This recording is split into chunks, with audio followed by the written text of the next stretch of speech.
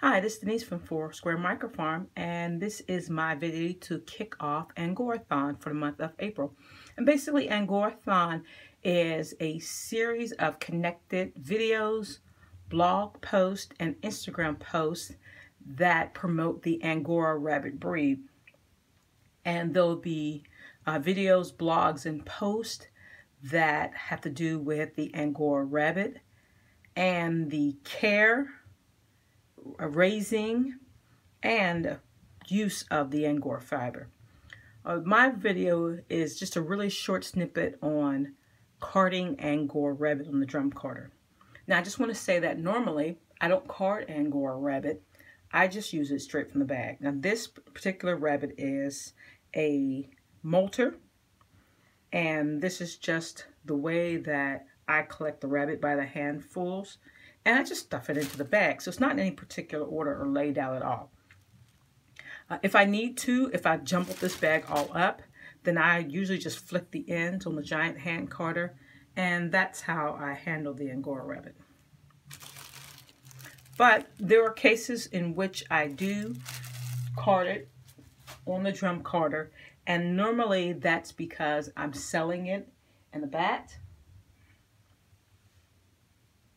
or if I am blending it with something. But I know there are a lot of people who like to card it on the drum carder just for the ease of handling. And so I'm going to show you how to do it. Now I'm going to move this just a little closer. And I'm using natural lighting, so hopefully I'm getting enough lighting for you to see. Okay, now here's my first thing. I think a lot of the problems with the Angora rabbit comes from the fact that when it's being carded, that it has not been properly skirted. I don't want to sound mean, but just in case you're out there and you haven't separated your fibers, you want to do that. There are no second cuts in this fiber. There's no second cuts, first of all, because this is not clipped fiber. But when I clip my fiber, I clip particular regions. I don't keep any fiber that is generally under 2 inches. And I never make more than one clip. So I line the rabbit up like this. And I put a comb between the skin and the tip of fiber, and I cut once. Bam. And then I move that chunk away, put that chunk into a bag, and I do not clip that part anymore. Oh, I also have to say that I blow off the tips after I remove the clip part, and I don't cut anything else. I don't try to trim it up. I don't make more than one pass in that particular area. So I don't have any second cuts in my fiber. And I don't include fiber from short areas with the prime. So none of that is going on in here. And of course, there's no VM or anything. I don't include any of that. If I'm going to keep wool that is long enough, that has VM, I include it in a second bag. So I'm not worried about any of that, because the short fibers are going to get caught on the liquor. Also, anything with a whole lot of guard hair, especially short, is going to get caught on the liquor. So all that stuff has to be removed, first of all. So if you are carding Angora because it is short, which I've done sometimes, 2 inches and under, you have to remove a lot of those pieces. And with that short Angora, you're going to get a lot of it on the liquor. That's just what happens with liquors. They're designed to grab these short pieces of fiber. That's exactly what they do. So when you see that happen, you're not doing anything wrong. The liquor's doing its job. So you just have to be aware that's what's going to happen. Okay, also, one of the second things I think may be going on is that when someone is feeding it into, they are holding on to the fiber as it goes into. And that is notoriously one of the things I do a lot of, holding that fiber. So I have to be careful that I don't do that. And secondly, or third, is that the fiber is sufficiently spread out. Oh yes, it's tricky Angora. It needs to be spread. I think people tend to think, I'm saying that, but hopefully that's true. I don't want to make it like 100% thing that people think that way. But I think people tend to think that you just stick it in the drum carder and bam, this thing is going to do magic. But you have to prep for the drum carder like you prep anything else. So this is not the first prep, this is the second prep, especially with wool. So you see all these guys clumped together? I need to separate that. or else it's going to go through the machine clumped like that, or it's going to shred, or it's going to knot up and you're going to get nips. So you need to make sure you separate that. And I still could do a better job of that, but I'm going to go ahead and feed that through. Okay, so I'm going to try not to hold it as I turn, and I want to turn slow. And this is like my third time making this video, and I still forgot to tell you to make sure that the distance, the gap here between the liquor and the drum carder is set properly. You should be able to feed a piece of paper in between the liquor and the drum. It shouldn't be, you know, touching each other, because you're going to get nips that way. So that's another thing. So that's 4 things you want to keep in mind when you're carding any fiber, and especially Angora rabbit. Now this is a brother drum carder. This is the standard carder. I have 90 on the liquor end and 120 on the drum. Carding cloth does make a really big difference. I don't recommend anything lower than 90, and really you should go above 90 when you're carding fibers. However, there's a caveat. I have and did very much blend Angora 100% on the baby drum carder, which is 72 and 72. So I've done it. There's a way to do it. You have to know your fiber, but it can be done. But for the most part, 90, 120 is pretty standard. And you can go higher than that if you want. But that's the most flexible one for me.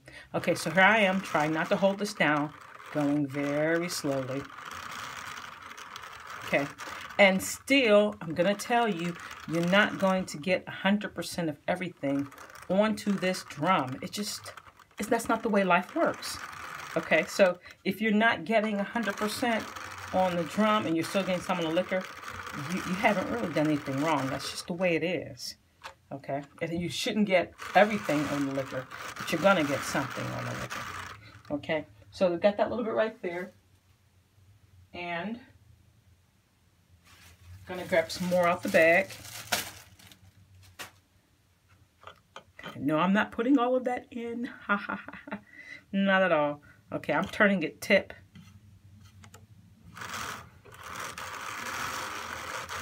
I want to make sure I don't put too much in. I'm going slow, and I'm so bad at that. I tend to go like Speed Racer. Let me move that in close to you again. But I am trying really hard not to go Speed Racer. Okay, and see, I put too much on there. And so basically what I'm just going to do is slide my needle across here. Stick that end onto here. Because I'm not worried about any shorts or anything, so I can just stick it on there. The drum will pick it up. And basically let it go. Now, if there was something that I missed, as I'm turning this drum, I'm going to see it, like that, and I'm just going to pull it and put it on there. But it's not anything that's going to stop smooth spinning. I can catch it in the spin too. Okay. Now I'm just being nitpicky because this is Angora. I don't like to lose any of it, but I really don't have to do that. And sometimes I just go ahead and feed whatever I'm going to feed on there. It just depends if I'm not running my mouth while I'm carding. And I will, at the end, begin to take it.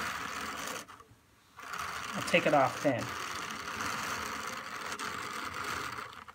See, that big clump is what happens when you feed too much on at one time. So I need to stop talking and I need to start carding.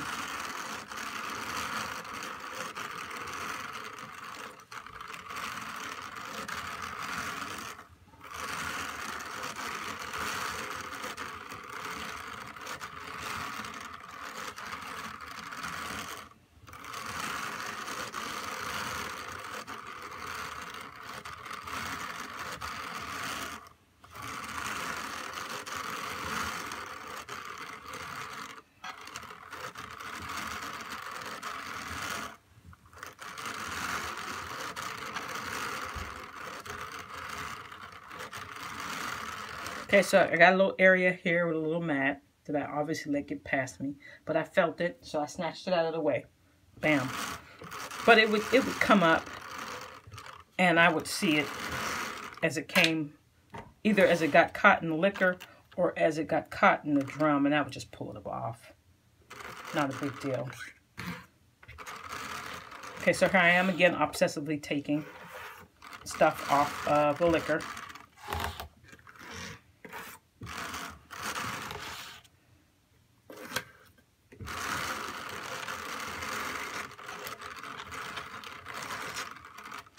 Okay, now, I am not going to give Angora a second pass. There are a lot of things I will give a second pass. I give alpaca a second pass, and there is a huge difference with 2 or 3 passes of alpaca and wool and all that kind of yummy goodness. But considering the staple length of my Angora, I don't generally give it a second pass. Of course, unless I'm blending it with something, then I have to give it a second pass because of the staple length. It's generally not equal to anything that I've blended with, except for the fin. The fin and the Angora, in this case, tend to have the same staple length. But a lot of times, I'm not dealing with an alpaca that has the same. Let me show you. I'm not generally dealing with an alpaca that has the same staple length as my Angora does. Okay, so, that's just a small little basic thing on how I like to card Angora.